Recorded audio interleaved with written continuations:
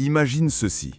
Une force capable de traiter 600 000 kg de matières premières par heure, sans commettre une seule erreur, pas une. Ce que tu vois dans ton verre chaque matin, ce n'est pas seulement la nature, c'est le résultat d'une guerre. Une guerre silencieuse contre l'imperfection. En ce moment même, pendant que tu m'écoutes, il existe des usines qui fonctionnent à un niveau que l'œil humain ne peut pas suivre. Des capteurs optiques de dernière génération, équipés d'intelligence artificielle. Ils analysent chaque fruit en moins de 15 millisecondes. Texture, couleur, densité, tout. Et si quelque chose ne correspond pas, s'il y a une tache microscopique ou une variation presque invisible, le système agit en une fraction de seconde. Un jet d'air comprimé et cette pièce disparaît avant même que tu puisses cligner des yeux. Ce n'est plus que de la production, c'est la frontière finale entre le chaos du champ et l'ordre absolu de l'ingénierie. Bienvenue dans Forge Technologique. Ici, nous ne faisons pas qu'observer le monde, nous le démontons, pièce par pièce, pour comprendre l'ingénierie qui façonne notre civilisation. Aujourd'hui, tu vas entrer dans un écosystème où la précision est la seule loi. Je vais te montrer comment l'ingénierie sépare de manière implacable l'amertume de l'écorce du liquide le plus pur, sans aucune marge d'erreur. Des presses automatiques, pression contrôlée, un système conçu pour atteindre un objectif extrême, que aucune goutte d'huile essentielle ne contamine le résultat final. Reste avec moi jusqu'à la fin, parce qu'après avoir vu cela, tu ne regarderas plus une bouteille de jus de la même façon. Ici, le succès et l'échec se jouent en une fraction de seconde. Et aujourd'hui, nous allons voir exactement comment cela se produit. Mais avant, laisse-moi te poser une question. As-tu déjà réfléchi à la quantité d'intelligence artificielle présente dans un simple verre de jus? Si tu veux le découvrir, abonne-toi à la chaîne et active les notifications parce qu'ici, chaque détail compte. Maintenant, prépare ton esprit. Le processus commence dans 3, 2, 1.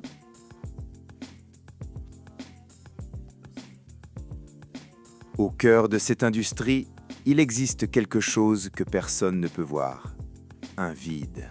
Ce n'est pas une machine, ce n'est pas une usine, c'est un secret. Et nous ne parlons pas d'une boisson ordinaire. Nous entrons dans un des systèmes les plus protégés de l'histoire moderne.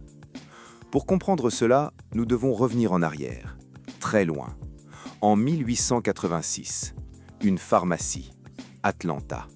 Un homme, en train de mélanger des ingrédients, le docteur John Pemberton. Mais il ne créait pas seulement une boisson, il lançait quelque chose que personne à l'époque ne pouvait imaginer. Car ce qui a commencé comme un tonique est devenu l'un des systèmes industriels les plus puissants de la planète. Mais voici le point clé. Le véritable changement ne vient pas de l'inventeur, il vient du stratège, Asa Griggs Candler. Il a compris quelque chose qui allait tout transformer. Pour conquérir le monde, il n'est pas nécessaire d'envoyer le produit complet, il suffit d'envoyer son essence. Et c'est ainsi qu'est née l'une des idées les plus intelligentes de l'histoire industrielle. Séparer. Séparer la formule de la production. L'entreprise contrôle le concentré, le cœur du produit, le secret, et tout le reste est confié à un réseau mondial. Plus de 200 embouteilleurs, de centaines d'usines, des milliards d'unités. C'est un système parfait. Un contrôle total, sans supporter toute l'opération.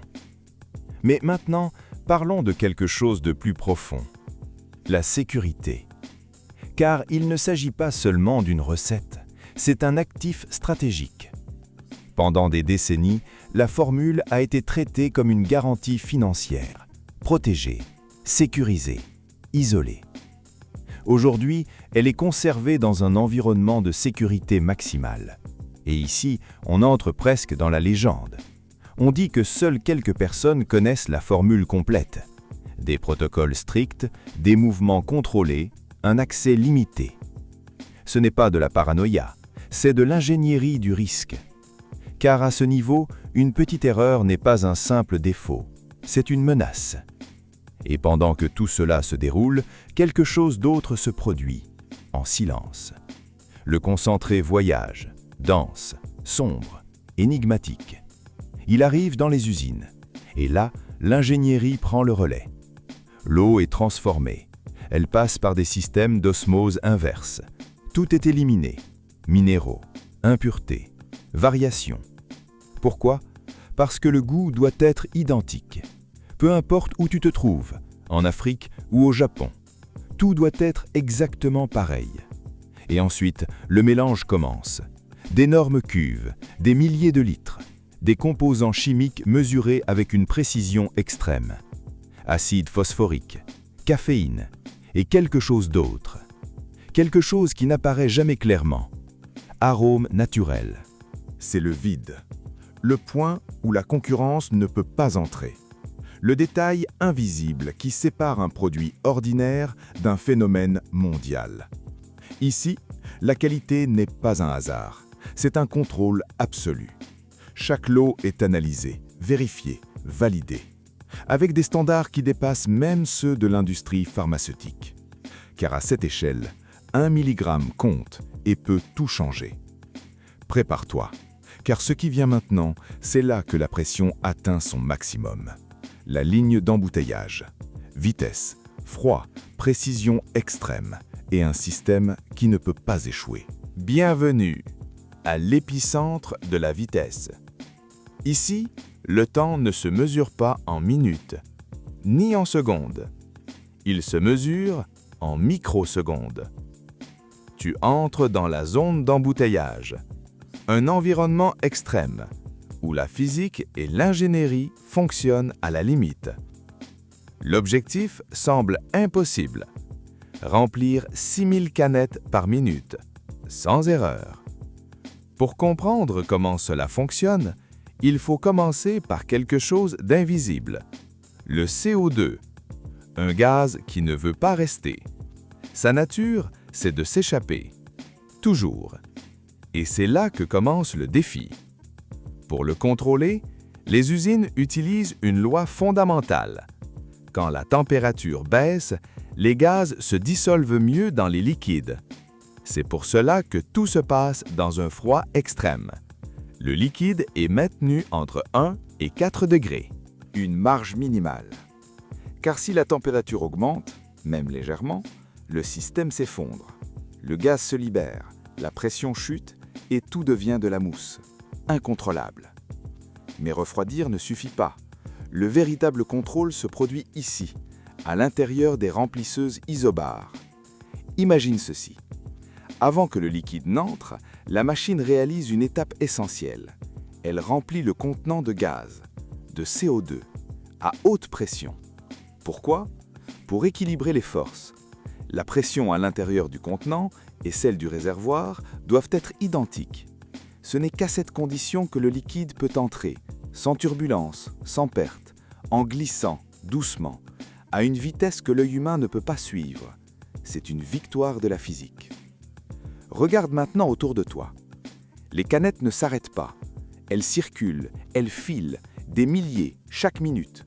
Et pendant que cela se produit, quelque chose d'autre est en train de naître.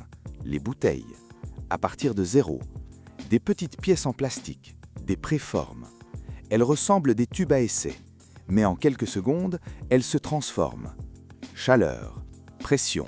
Un jet d'air extrême. Et le matériau s'étend, jusqu'à prendre sa forme finale. Des bouteilles complètes, prêtes, créées en temps réel, sans arrêter la ligne. Mais au milieu de tout ce mouvement, une question se pose. Comment garantir la perfection? C'est ici qu'intervient l'intelligence artificielle, la vision artificielle. Chaque unité produite est inspectée, sans exception. Des caméras à haute vitesse, des milliers d'images par seconde. Elles analysent tout, le niveau de remplissage, la position du bouchon, l'intégrité du matériau, même les défauts invisibles, micro-fissures, déformations, erreurs imperceptibles. Et si quelque chose échoue, le système agit, sans hésitation.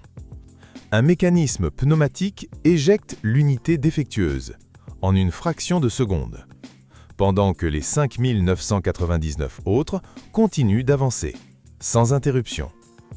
C'est une chorégraphie parfaite. Des millions d'unités par jour. Chaque étiquette exactement à sa place. Chaque mouvement calculé. Algorithme, robotique, prédiction. Tout est conçu pour un seul objectif. Ne jamais s'arrêter. Jamais. Car ici, l'efficacité n'est pas seulement la vitesse. C'est l'élimination totale de l'erreur humaine. Ce que tu vois est l'une des plus grandes prouesses de l'ingénierie moderne. Transformer une formule en un flux infini. D'acier, de plastique, de précision. Un système qui alimente des continents entiers, sans pause, sans marge, sans erreur. Et maintenant, respire. Car ce qui vient ensuite ne parle plus de machine, mais d'échelle, d'impact, du véritable poids de tout cela. Nous avons vu le processus, la précision, la vitesse. Mais maintenant, nous devons regarder plus grand. L'échelle. Car ceci n'est pas une usine. C'est un système global. Plus de 900 centres de production, tous en fonctionnement simultané. Un réseau qui ne dort jamais.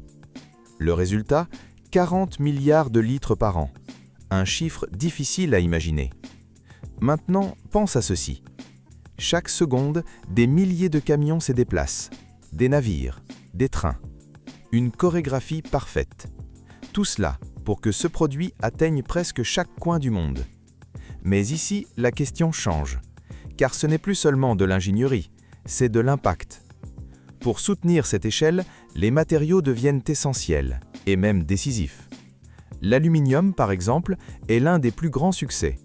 Il peut être recyclé encore et encore. En moins de 60 jours, une canette retourne sur le marché.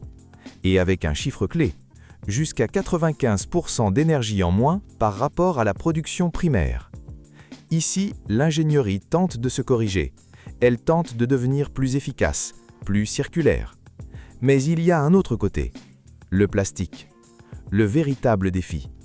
Des millions de tonnes, des bouteilles qui exigent des systèmes complexes de collecte, de sortie, de traitement.